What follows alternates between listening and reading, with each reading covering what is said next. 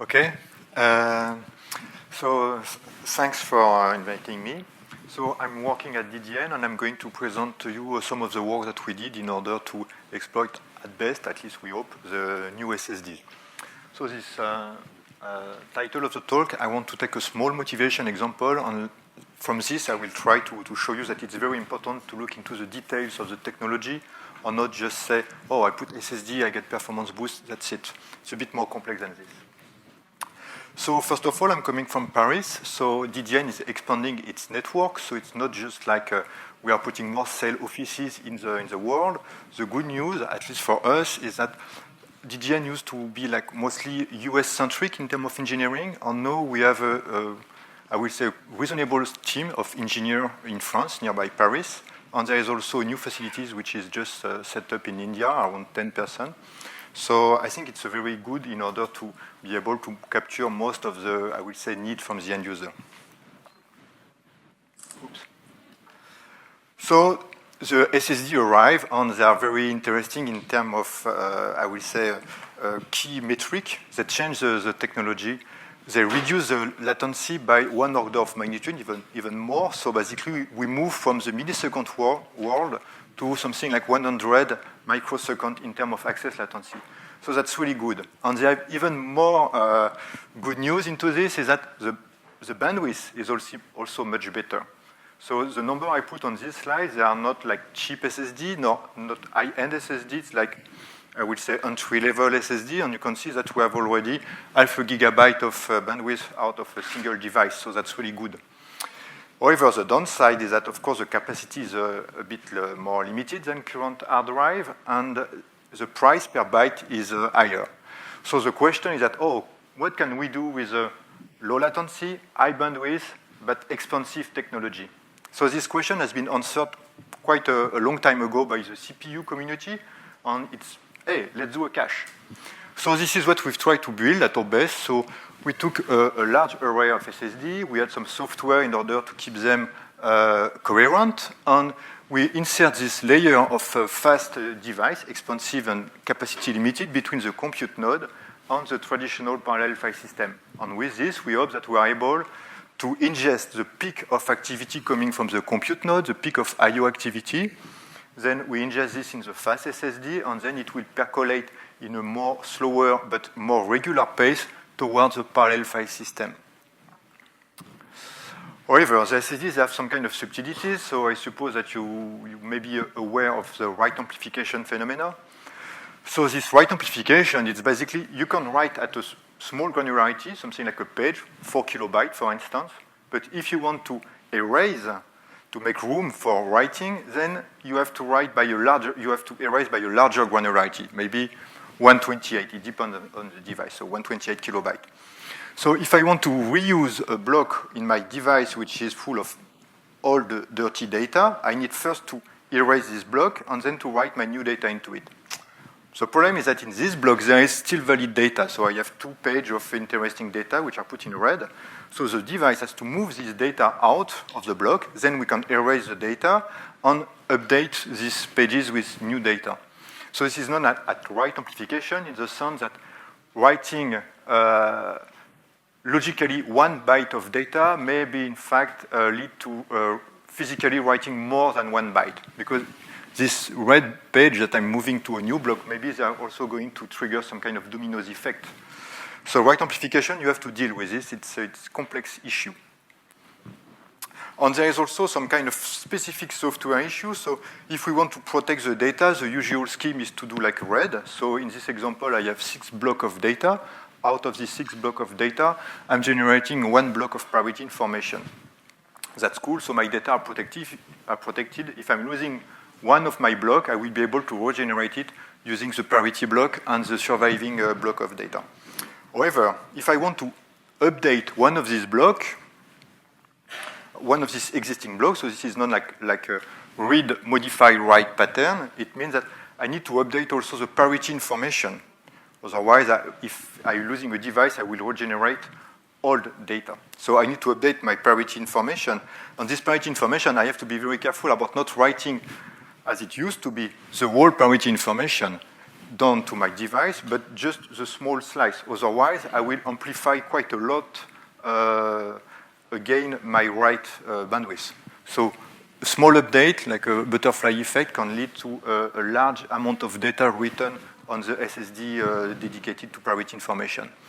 So this is the paradox I want to come up as a title for this talk, is that what is done in order to protect the data may basically accelerate the deprecation rate of the hardware device itself. So there is a paradox here. So the key message here is we have to look carefully about the device to understand carefully how it works in order to get the best performance both in terms of course, bandwidth, latency, and so on, but also to extend as much is life expectancy. So first thing, how do we handle the write amplification thing? Is that, okay, so our analysis it's due to a mismatch between this write size and erase size. So now we are going to handle data only by big bunch, which are fitting at least the size of one block. So there is no write amplification effect. If we write on the full block. If we erase the full block. We are not going to deal with this small fragmentation issue as I detailed previously.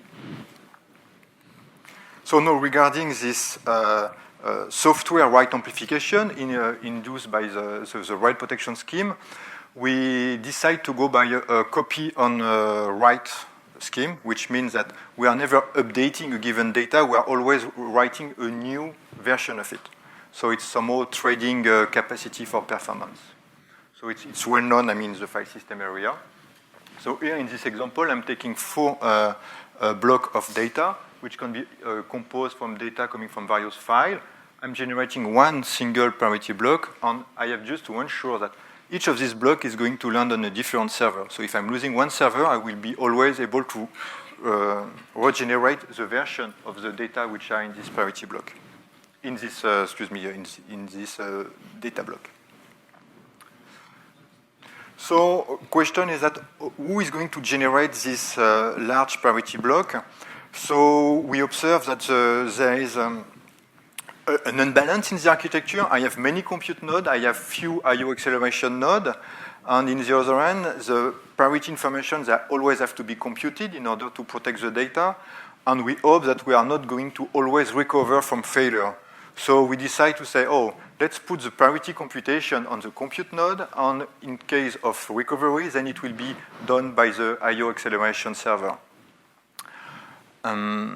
One thing also which is interesting is that this priority computation, it's a very very vectorized operation, so it fits well with the current capabilities of the CPU at the moment. So having a good protection scheme, it's not just only about computing priority information. We have also to handle data scrubbing in the sense that we have to check that regularly that the data which are stored on the SSDs are still valid. There is no media corruption. Otherwise, we may add the recovery cost on the critical path of the application. So if there is something which is wrong, we want to detect it as earlier as possible. So we have a nice CRC. So the idea is that you don't want to protect your data like 1 megabyte of data with a single 32-bit CRC value. You have to be more humble and to put more CRC for smaller pieces of data. Otherwise, you may be hit by the Hamming distance, the number of bit flips that you can discover. And what is important, it's a decluster RAID. So it means that if we have to rebuild data because one of the device or one of the server is down, all the surviving hardware of the configuration is going to be involved. So, for example, we did some measurement where we are able to rebuild a drive at bandwidth 5 times higher than the nominal performance of this drive, because all the drive of the system, surviving drive, are dealing with the reconstruction of the missing data. So at the end, we have our layer of fast SSD between the compute node and the storage parallel file system, classic, Lustre or GPFS. And we need to have a distributed hash table in order to handle all the metadata. So our node or I/O acceleration nodes are communicating between each other in order to keep this distributed hash table up to date. And the storage itself, it's what is known in the literature as a log structure storage. So I think it went out the first time maybe in the early 90s in the academic, but now we have a nice implementation on SSD. So how are we able to build this log structure packet? So we call this like a storage unit. It's not only about SSDs, it's very important because if you look at the network bandwidth, so I display some measurement made on two type of Mellanox and InfiniBand. So there is EDR and FDR, but in both cases, okay, you can see that EDR is much faster, that's cool, but in both cases, you need to have quite decent packet size if you want to get a good bandwidth, good fraction of the bandwidth of your network. And, well, this is expensive network, by the way. So the idea is that we need to have like large enough packet in order to match the SSD block size, but also this large enough packets are very well fitting the need for bandwidth, from InfiniBand bandwidth. So in order to do so, there is no magic. You have to do some buffering at the client side. So somehow we dedicated a fraction of the client memory. So from what our estimation is like we need maybe a couple of gigabytes of memory on every client node in order to be able to build this packet. So the packets, they can be built over single file or multiple file data. There is no issue on this. And the point is that we claim that if we sacrifice 1% or 0.5% of the compute node memory, then you can get up to 90% of your network bandwidth. So there is a trade-off. We choose to address it this way. So in any case, even if I have like sequential access on my compute node with I'm accessing one single large file, or even if I'm accessing a different file making a lot of I/O, in any case, it's going to be aggregated in a single network buffer and shipped directly through the network to my I/O acceleration node, and they're going to write it as it directly on the SSDs. So one of very good and very interesting properties of this log structure storage is that they are oblivious to fault sharing.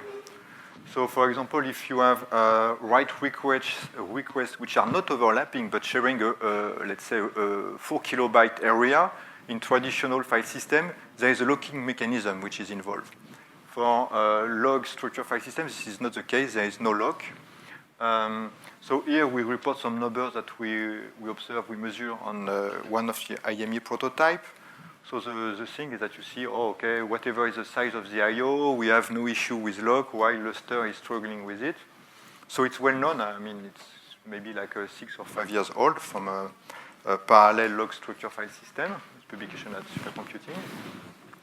And the message is, it's not a pathological benchmark. I mean, we did not, cook something in order to show you, oh, look, we are much better than Lustre when we are dealing with this benchmark. It's coming from real science in the sense that here we have a 3D mesh, so it's a part of an airplane. So we have to allocate continuous part of the mesh to a processor in order for the processor to make efficient computation. But on the file system dimension, we are not dealing with 3D object. We have a single linear address space. So we have to map a 3D object on a linear address space on 1D. So what happens is that we get this interleave access. So every processor will have to get to some very small cell all over the file. So this way you will get back to the pattern I show you in the benchmark. So it's a real problem that we have to deal with in the community. So obviously we don't want to accelerate only the write access. We want also to get some of the bandwidth from the network when we are doing read access. So the idea is that the client is not going to express only a simple read request, but we have a way to encode a very simple automata, like, oh, give me this vector of this size of data with this gap. So it's very simple, but it's quite effective because quite often, we're dealing with regular access pattern. So one important thing, I think it's even like maybe the most important thing is that the system is not going to be uniform. By system, I mean like a large computer system, like HPC system. We have to deal with non-uniformity of performance. So here, this is a fat tree. It's a representation of a fat tree, but with not a large number of nodes. It's few hundred, so it's very, very small compared to future exascale system. And already, as an engineer, I look at this map and I say, oh my God, where I'm going to hook my storage on this? And it's kind of important because I know all these compute nodes, they are going to send traffic to my storage node. And it's even worse because the storage is not a single box. You know, it's already a complex subsystem. So this is something that we have installed quite recently at Singapore, and you can see that there is Lustre, GPFS, some I/O acceleration, some IME boxes, and you have Active Archive. All of this, you know, it's like the storage subsystem, and we have to integrate this into very even more complex HPC system.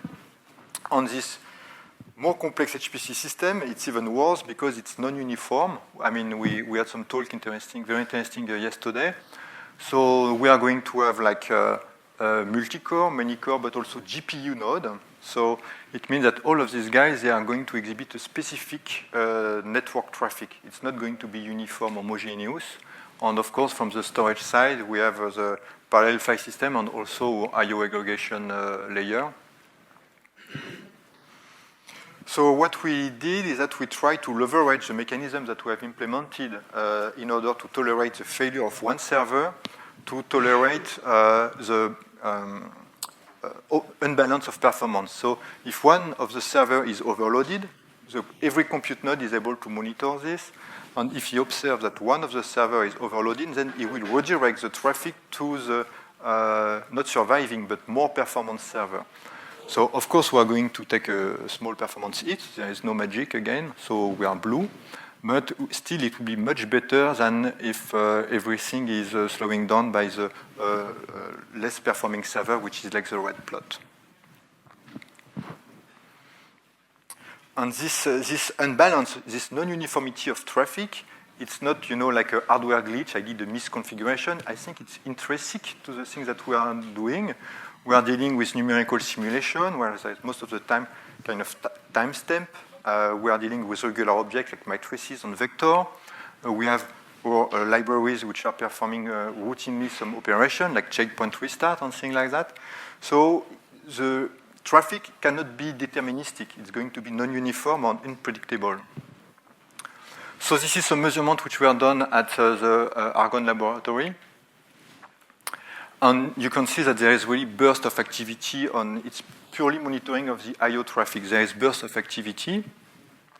On this burst, they can be fairly high.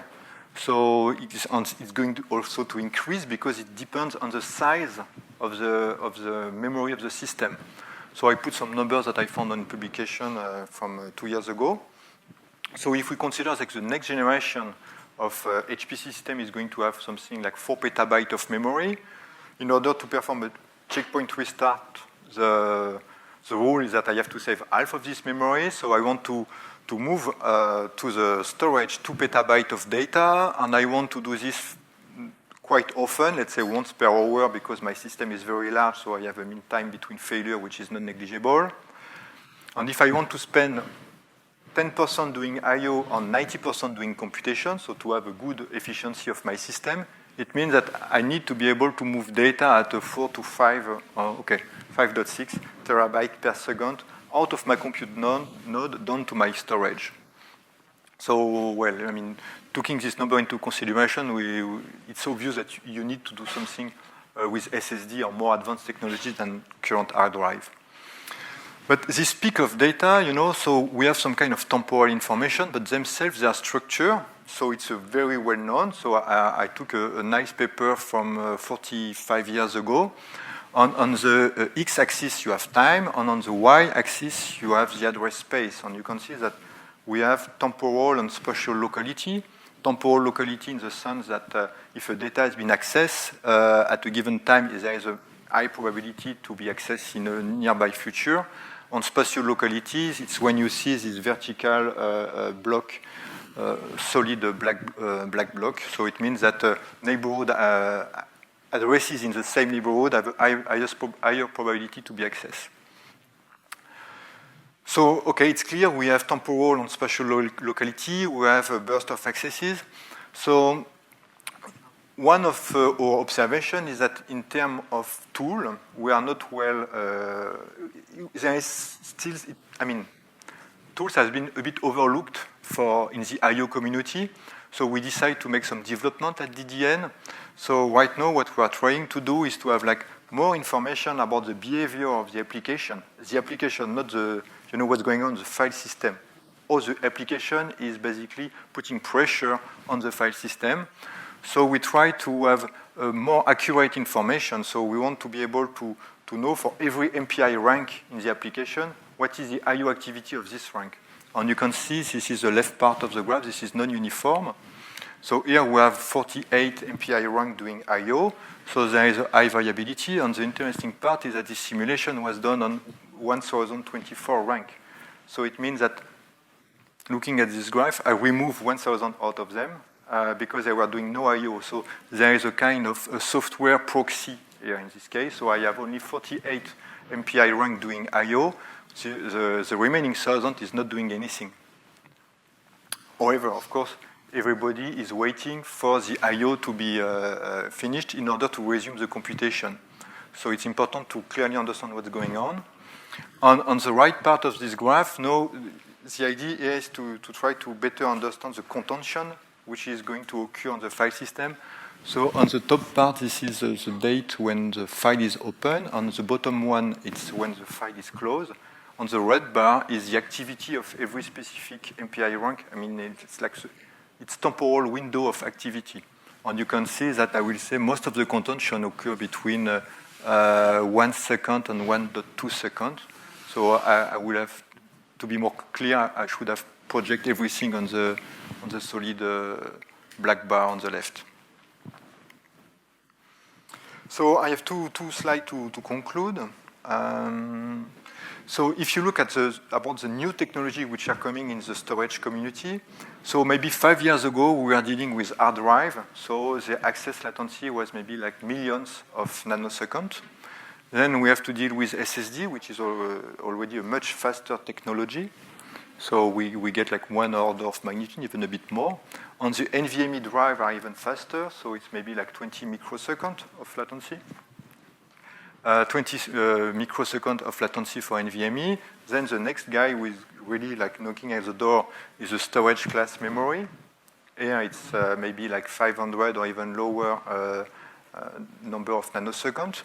And this is very, very close to a NUMA DRAM access, if you look at it. So, and it's also very close from a DRAM access, which is maybe slightly below 100, maybe 80 nanoseconds. So it means that in 5 years, we move from a million of nanoseconds to maybe something which is in the range of hundreds of nanoseconds. So my point is that it's difficult to ask for a software which was designed for 1 million of nanoseconds to be as efficient as it used to be with something which is hundreds of nanoseconds. So all the fancy algorithms which were used to take a good decision because we have plenty of time in order to make this good decision, they are a bit challenged because we don't have that many cycles in order to take the good decision. So it's more like a vendor perspective. So it means that for us, like designing and building storage boxes, we cannot think into boxes anymore. We have to really understand that we are plunged into an ecosystem of a much larger ecosystem of different category of nodes, and we need to provide a software to monitor what's going on here, a software to monitor what's going on the application level, so we can take the good decision here. We need to provide some way for the job scheduler, for instance, to monitor what's going on in our box. And my final point is that I think with all these uncertainties and complexity, which is going to be like the exascale system, we have to look for quality of services instead of peak performance. So maybe if I have not 1 exaflop, but a sustained 100 petaflop, I will be very happy. And a bit of advertisement. So if you are interested in storage performance, we are hosting a workshop at ISC next June. So it's not a pure DDN thing, so this is more like an academic thing. So there is a steering committee made with academic and research organization. We may probably extend a bit the deadline, so there is still time to submit paper. And if your paper is good enough, it will be published in a journal. Okay, so if you have any question. I know this is lunch.